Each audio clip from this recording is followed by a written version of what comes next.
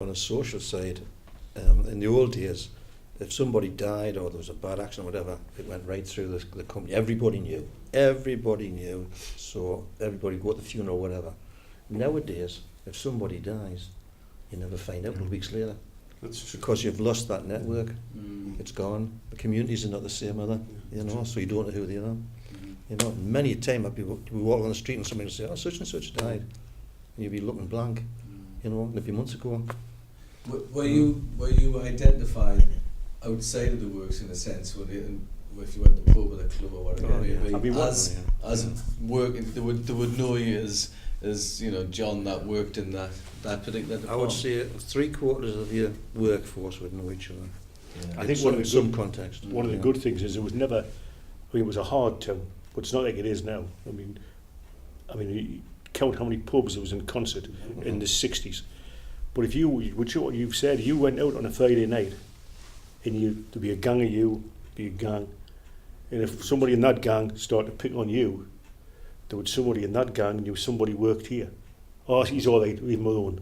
You know what I mean? There was problems, there was trouble, but everybody knew everybody else. And you know, if I worked at the Fell, somebody else in there worked at the Fell. So as John said, it was everybody looked after everybody else, even socially. You know, and I mean the other thing was, you've just got to look at the magazines which we've just been looking through, see how many people got married, met man and wife teams at the company. There must have been. It's the thing we haven't really talked about. That's great. That aspect of meeting your partners through work. And also, my wife, I met her and she worked at the company, but I didn't meet her at the company. But her father died very young, and she worked in a shop in Concert. And our father was a foreman at the Fell, very well thought of. His boss phoned the mother-in-law up and said, "What's your daughter doing?" She's working in the shop at Concert. Tell her to go and see Mr. So-and-so on Monday morning. And she got a job in the offices of the company. So because she'd lost the breadwinner, she was found a job. I was going to add to that, because I was talking to someone about that. I think it was in reference to that one of the guys were killed with the gas, and how the rest of the family supported this other family who'd lost their breadwinner. And there was obviously that was a normal thing to do, a usual thing to do. Churches were a very big input as well. No matter what the denomination was, if something happened, they were very, very supportive, weren't they, for each other. You know, so you had that network as well within the Concert area. You know, whether you were Methodist, whether you were Catholic, or whatever you were. I think prior to our generation, I think religion was a very, very strong thing within this area. Very, very strong, denominational. But I think with our generations that have come along, I think religion now is sort of phased out. You don't have that same sort of aggro or you know, that sort of thing's gone now. But before, this area was staunch. Very much so. One or the other, you know. You used to have snowball fights with the Catholic schools and that. But you used to put bricks in yours, like, didn't you? No. I moved from Bridge Hill off a farm which was Protestant, really farming background. So I moved to Red Gate to Shanghai, which was 99.9% Catholics. Right? And I always remember, my father being a farmer was a big gardener, the house was not on the farm. We were working away one night, and a couple of lads came up and asked me if I wanted to go and play football. And my dad's words to me were, find out what school to go to first. And that would be when I was about 10, the late 50s, as John says, in them days. And I mean, my best man was a devout Catholic, and 40 years ago, and there was nothing said then.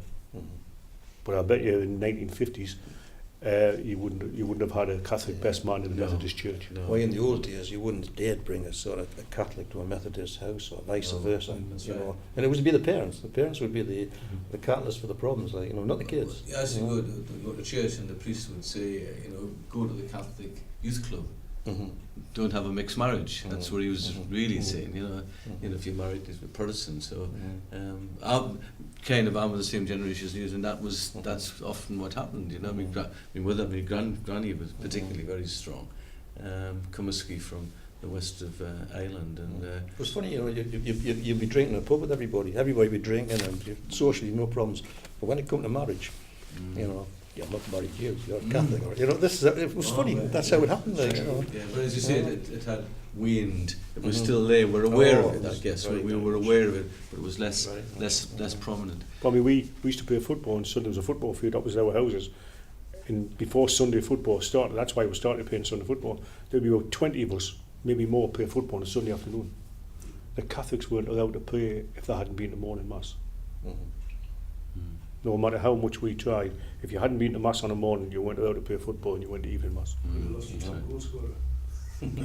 Well, there's one of that. His father was chairman of the council, and he lived next door. And his son was the only person in the street that went to university in them days, and he was a cracking footballer. And we always wanted him to play football. He was not allowed to come out the house on a Sunday until he'd been to mass. 1960-ish. But that wasn't just the Catholics. I mean, you know, you had the Salvation Army very staunch that way as well. Didn't play on a Sunday. You know, Methodists, some of them were very staunch as well. I mean, you used to walk down from Black Hill Club. I mean, it's like the shipyards.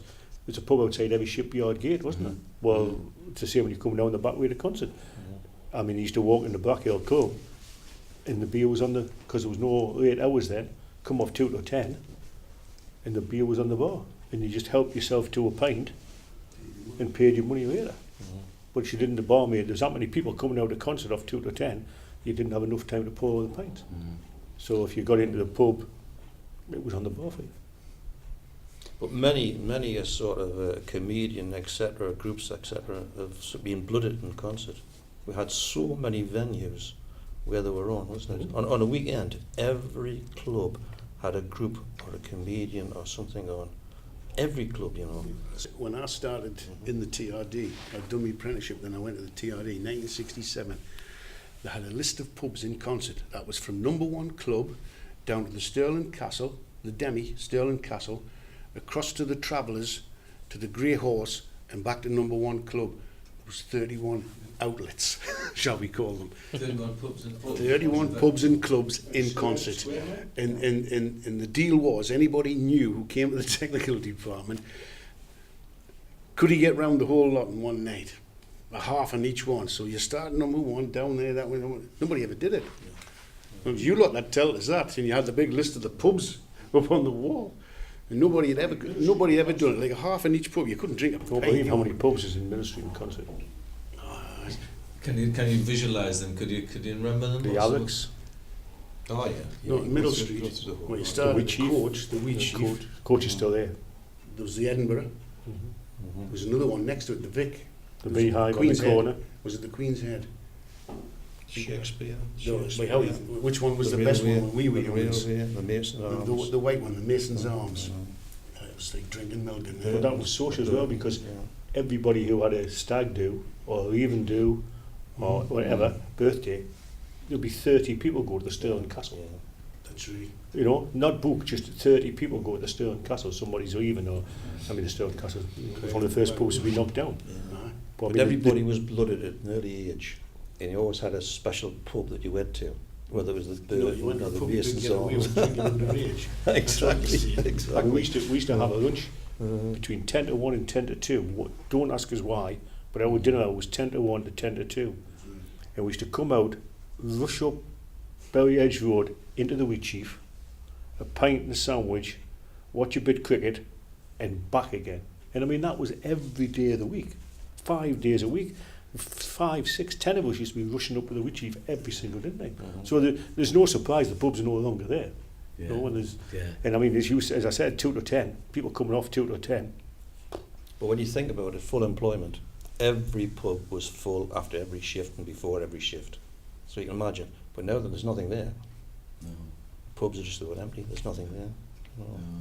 The whole area now is just dilapidated. Well, it's cowboy town, then.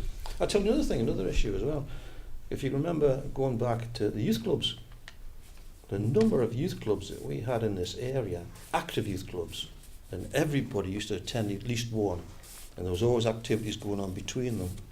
What have we got now? We youth clubs have a dance on a Saturday night, didn't they? Used to go for one. No, even Stanley, place like that. You used to go to each dance on a, not in the pub before you were 18. Youth clubs used to have their own social evenings, and you got into a gang and you followed everybody around in concert. We've got one now. The Grove. One. Before we had dozens.